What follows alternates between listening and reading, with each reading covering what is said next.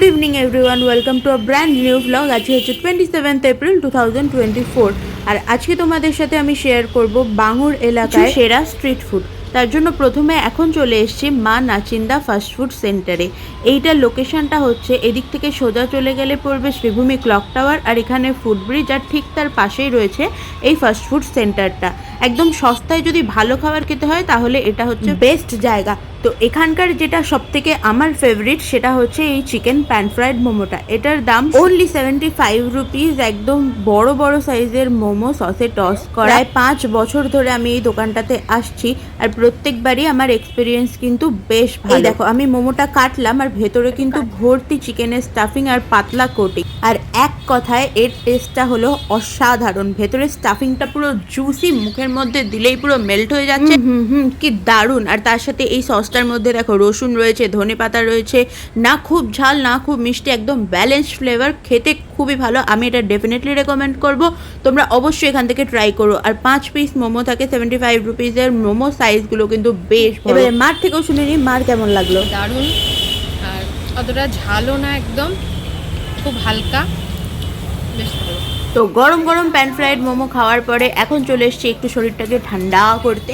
তাই জন্য চলে এসেছি বাঙুর শর্মা স্ন্যাক্সের সামনে এই দাদাটার গোলার দোকানে।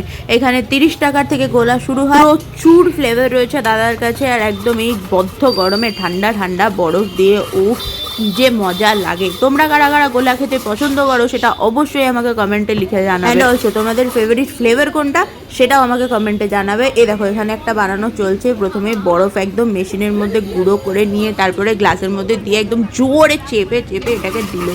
সব থেকে বেস্ট পার্টটা একটু পরে আসবে, দাঁড়াও এটা চাপা হয়ে যাক তারপরে বলছি।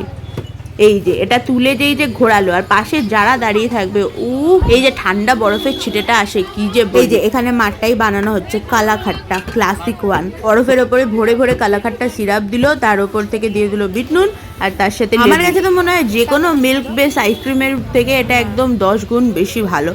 তো এই দেখো এবার আমারটা তৈরি হচ্ছে। আর আমার একটু এরকম খেতে পছন্দ হয়, একদম কালারফুল থাকবে, সব ফ্লেভার একটু একটু করে থাকবে। দেখতে কি দারুণ লাগছে না? আমার তো মনে হচ্ছিল উফ কি সুন্দর। এই কালার কম্বিনেশনটা দাদা কিন্তু মাস্ত বানিয়েছে। এবার আমারটাও বলতে বলতে রেডি। ওপর থেকে আবারও একটু বিট নুন আর একটু লেবু চিপে দিল, আর একদম 30 টাকার গোলা রেডি। এবার খেয়ে দেখি কেমন লাগছে।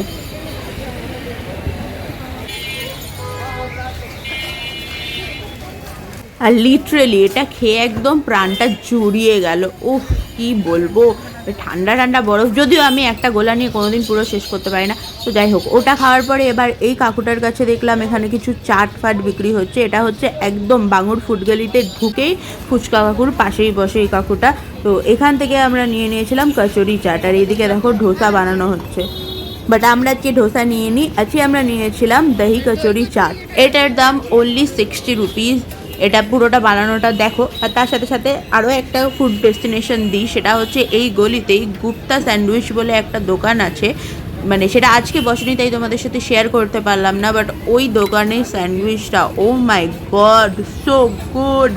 ওটা যদি নেক্সট একদিন আসবো, যদি সেদিন থাকে তাহলে অবশ্যই তোমাদের সাথে শেয়ার করব। আমার ওটা খুবই ফেভারিট, বাট আজকে আনফর্চুনেটলি ছিল না, তো আজকে আমি এটা ট্রাই করলাম।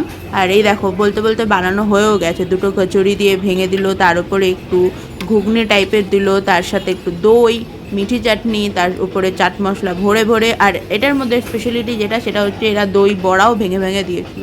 তো এটা রেডি হয়ে গেছে মাত্র 60 টাকা। এবারে খেয়ে দেখার পালা কেমন হয়েছে।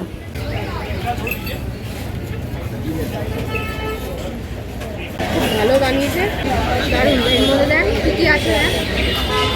এটা হচ্ছে এখানে খাস্তা কচুরি রয়েছে, এটা প্লেন দই আছে, চাট মশলা, ঝুড়ি ভাজা, আর দই বড়াও দিয়েছে। এই যে যেটা দই বড়াও ভেঙে দেওয়া আছে, দারুণ বানিয়েছে।